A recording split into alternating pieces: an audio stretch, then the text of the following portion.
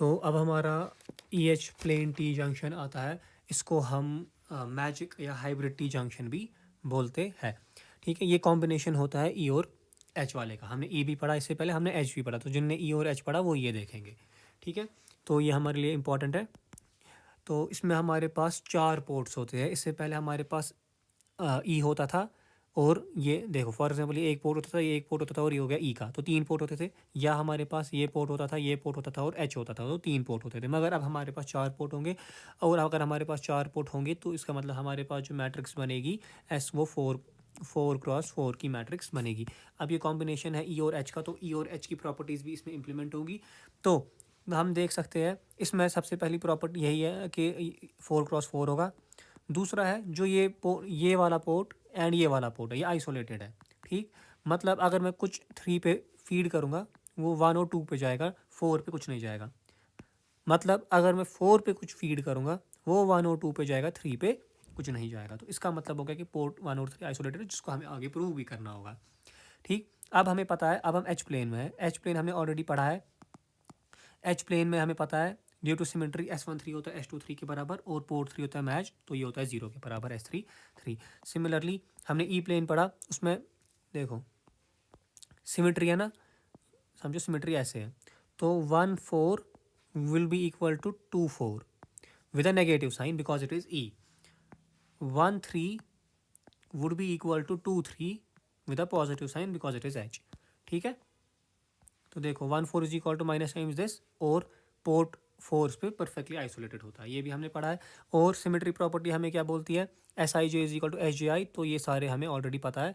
1 2 2 1 होगा, 1 3 3 1 होगा, 1 4 4 1 होगा, 2 3 3 2 होगा, 2 4 4 2 होगा, और 3 4 4 3 होगा। ठीक है, अब यहाँ से यही मैट ये है, ये हमने पढ़ा है ऑलरेडी। रो 1 कॉलम 1 रो 3 ये सबको मल्टीप्लाई करना है, वहाँ से वैल्यूज़ निकलेंगे, ये भी हमें पता है।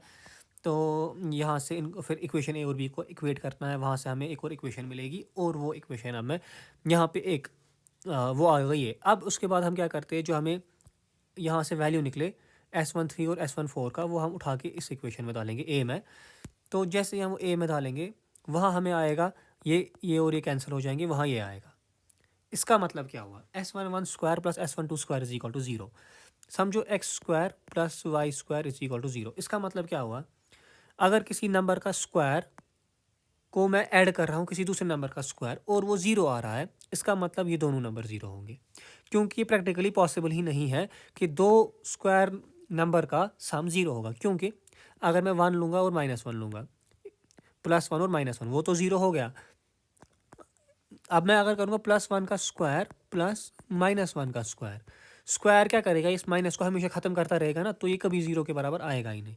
तो ये पॉसिबल तभी है जब मेरे दोनों नंबर 0 है, मतलब x भी 0 मेरा y भी 0। तो इस केस में S11 भी 0 S12 भी 0, तो S1 और S12 निकलेंगे 0। फिर S11 S22 के बराबर है, तो S22 भी आया 0। यहाँ से हम लोगों ने S13 निकाला है और S14 भी निकाला है, तो हमारे सारे पैरामीटर निकल गए, तो हमने मैट्रिक्स बनाई। ठीक है, अब यहाँ पे फिर से एक क्वेश्चन आ सकता है कि प्रूव अब करो कि पोर्ट 3 और पोर्ट 4 आइसोलेटेड है। तो हमने ये मैट्रिक्स बनाई, एस मैट्रिक्स हमारी ये आ गई। तो B1 हमने लिखा 0 times A1 plus 0 times A2 plus 1/2 times A3 plus 1/2 times A4। तो B1 लिखा ऐसे ही, B2 लिखा ऐसे ही, B3 लिखा ऐसे ही, B4 लिखा ऐसे ही। फिर हमने फिर से लिया, पहले हमने सोर्स लगाया पोर्ट 3 पे। पोर्ट 3 पे लगाने का मतलब A3 नॉन जीरो है, बाकी सब जीरो है, तो वहाँ से B1 का वैल्यू ये आया, B2 का वैल्यू ये आया, B3 का वैल्यू ये आया, B4 का वैल्यू ये आया। तो यहाँ से हम देख सकते हैं B1 का वैल्यू बराबर है B2 के वैल्यू के, और ये तो है 0। देखो क्या बोल रहा है,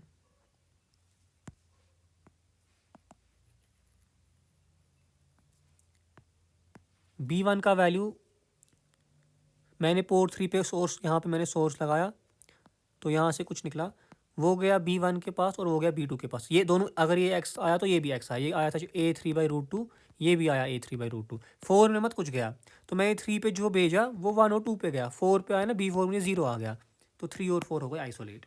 ठीक, अब मैं क्या करूँगा, अब मैं 4 पे यहाँ सोर्स लगाऊंगा। जब मैं यहाँ सोर्स लगाऊंगा ये आएगा मुझे A3/√2, ये आएगा -A3/√2। क्यों, क्योंकि ये ई है ना, ई में क्या आता है यहाँ पे माइनस, ई में आउट ऑफ फेज होते हैं 180 से, तो ये माइनस तो आ गया, मगर जो B3 है ना वो 0 आएगा। मतलब अगर मैं पोर्ट 4 पे यहाँ पे कुछ दे रहा हूँ, वो यहाँ और यहाँ जा रहा है, यहाँ पे कुछ नहीं जा रहा है। यहाँ कुछ नहीं आ रहा है, इसका मतलब 3 और 4 आइसोलेटेड है। ख़त्म, बस इतना ही है ये। ठीक है, हाँ, ये A3/√, वहाँ A4/√2 और -A4/√2 होता है, A3 नहीं, मैंने ऊपर A3 बोला था। ठीक है, तो ये देख रहे हैं हम, अपोजिट आ गया साइन। क्यों आया अपोजिट? क्योंकि पोर्ट 4 जो है वो ई प्लेन का है। देखो, पोर्ट 4 जो है वो ई है, पोर्ट 3 जो है वो एच है। ठीक है, समझ गए? तो ये हमारे लगभग जंक्शंस ख़त्म हो गए। अब इसमें शायद एक जंक्शन बचता है, rat race junction. Rat race वो मैं नहीं पढ़ूंगा, तो अगर आप लोगों को पढ़ना है वो आप लोग खुद से पढ़ना। ठीक है, थैंक यू।